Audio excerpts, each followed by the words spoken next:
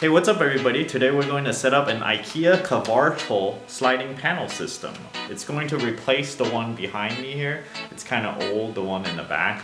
The one I'm going to set up has 4 panels and I've got all the little pieces from IKEA and I'll show you those right now. Since I need 4 panels to cover the whole width and I want them all to stack on top of each other, that means I need 4 total rails. I've gotten these longer kind of holding systems and 2 triple rails for the total length and 2 single rails. And then 4 packs of curtains and then 4 packs of curtain hold downs. And 1 push rod so you can push the curtains without touching the fabric. So I got 3 of these Kvartal extended brackets. You need 2 for 1 rail. And if you have another additional rail, you just add 1 more. These things don't come with the screws that mounts on the wall, so you'll need your own. Here you see a Phillips screw here that holds it in place. You essentially slide this in and out. So I have 2 sets of triple rails here. Each one is 55¼ inches long. Each one comes with 2 end caps, 2 attachment pieces, 2 screws to attach to the holder, and 1 Allen wrench to help you do that. Comes with an instruction sheet. It comes with the attachment pieces are embedded inside, so you have to loosen it to take it out. Since I'm using 2 of them together, one of these pieces will not be needed, and I won't need 2 of the end caps by the time I join everything together. The total width I want is 94 inches. Therefore, I need to cut each one of these down to 47 inches. I want to cut both of them, so don't be lazy and just cut one of them, and I'll show you why later on. I've never actually cut aluminum on this machine before, so I'm being extra careful. I have these hold down clamps so that in case this flies off somewhere, it'll have something to stop it before it hits my face. Same on this side, and I've held it down with some cloth so that it won't damage the aluminum. And I'm just gonna go really slowly down and try and cut this thing.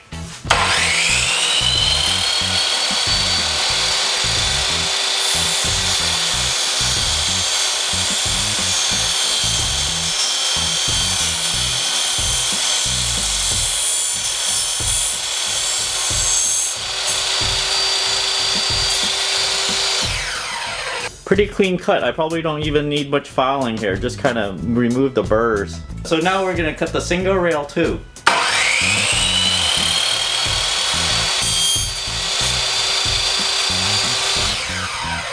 Here's the slider mechanism for the panels. There's 2 sliders per panel, and you can see that these little things are kind of flimsy. They're just gonna roll on these plastic wheels. It looks like it won't last too long given a lot of wear and tear. So this thing just slides into here, and this is upside down, so it's really gonna hang and pull towards the camera here, and then it glides on the channel here. I'm joining the 2 pieces here together like this, and then you just tighten them. Make sure that the 2 pieces are flush together. You can feel it right here. And then I find it easiest if I tighten one a little bit and then go ahead with the other one. I've actually noticed that you do need a couple of these Allen wrenches because I wore one out. This one kind of stripped until it's a little bit round now, so it doesn't turn very well. So since this whole thing is going to be mounted on the ceiling, I thought I'd just kind of prototype it first before I put it up there, so I don't have to keep on climbing up and down. And make sure I know where to put all the little stoppers things. So I have a triple rail and a single rail. After I mount it on this thing, it will be stiffer and it won't be floppy like this. On this rail system, you can have 2 kinds of little stopper things. There's this longer one that you can hang the pulling rod. And then there is this one that will engage. It's the shorter one. So I need to put 3 of these brackets up here. The wall actually measures 95 inches. So I put a line at 47.5 here. And I can just put it, eyeball it and then put it down maybe 1/16 of an inch. And mark the holes. The holes need to be straight, so I'll use this leveler. So after you've made sure that it's straight, you mark the holes and then put some holes in there. Since I don't know what's behind there, I'm just gonna put these drywall things here so it can grip the drywall really well, just to be sure. So these are the drywall things. You can put the screw in there and then it'll expand the little plastic piece and holds it into place. Okay, so I got one up. Okay, so I'm gonna mount the right bracket. They're all mounted about 1/16 of an inch away from the ceiling.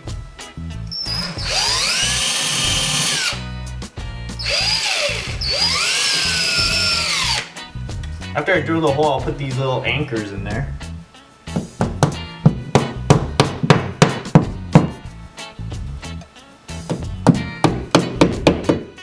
Okay, now we're ready to mount the bracket. Make sure the pointy tip is towards the top so you are not flipping it.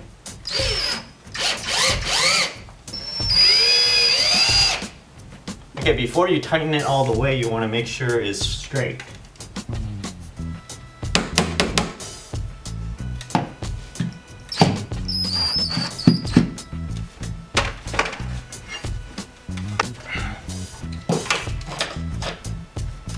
Okay, looks like it fits.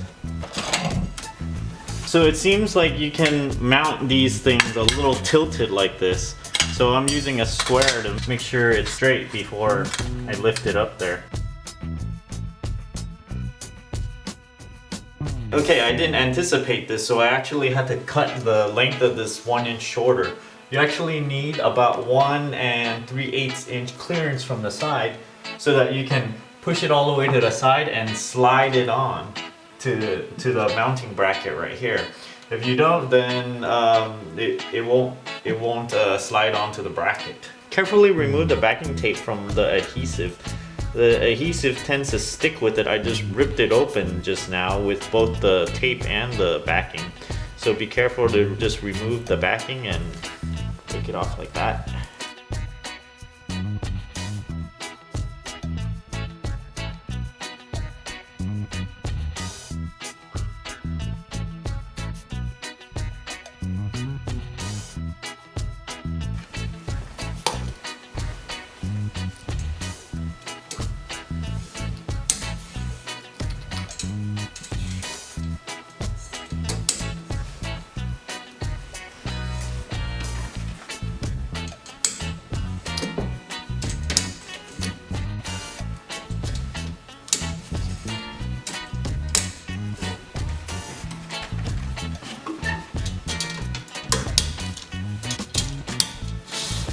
Okay, so I've done the top.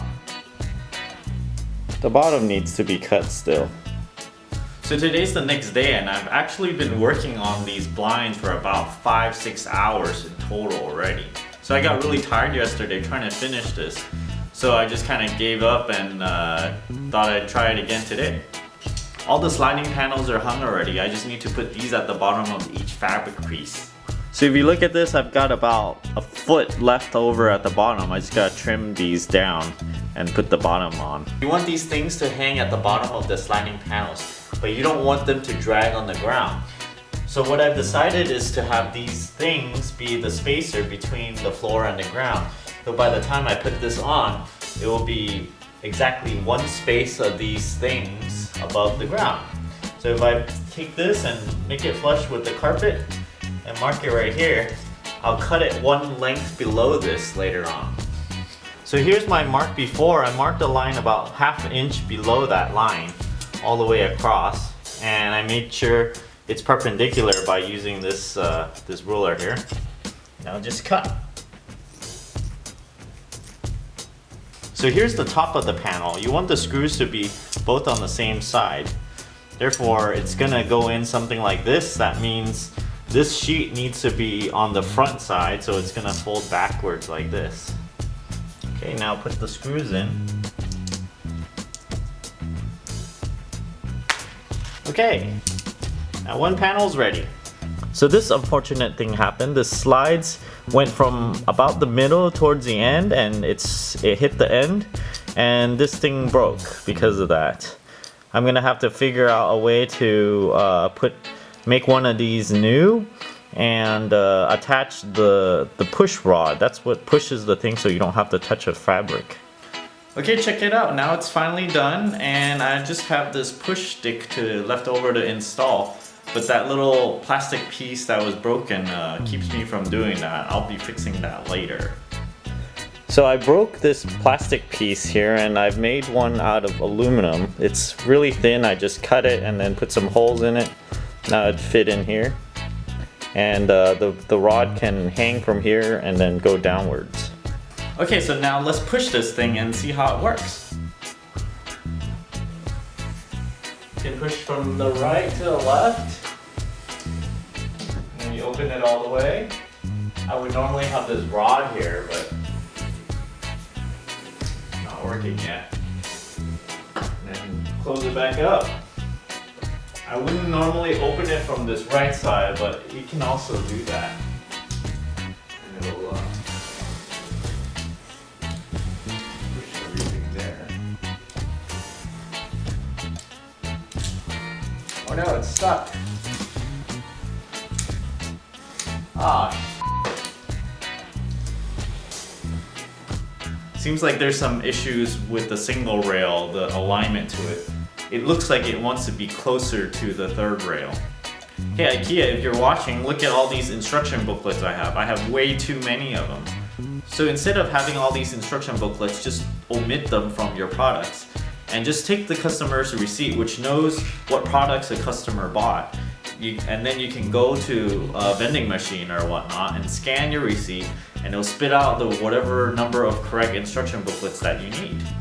On top of that, look at all these extra pieces I have from the products. I have two of these little extra thingies and some end caps and some screws, and wow, look at this. I got like, I don't know, 6 Allen wrenches. These Allen wrenches are actually not very durable. They strip very easily. So one thing that took really long is after I cut the aluminum extrusions, I noticed that there's a lot of aluminum flakes in there. I know that if it gets in the rails, it would actually eat away at the plastic bearing. So I actually took them and washed them out, and it took a long time to clean them, dry them, and then I had to re-lubricate them with silicone lubricant. Yes, don't forget to lubricate the rails or else it won't slide very smoothly. So you need to lubricate those rail things. They're not ball bearings, so you need to make sure it's lubricated so it won't wear out too easily.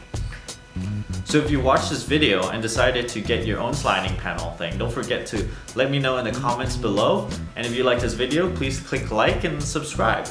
Thanks for watching.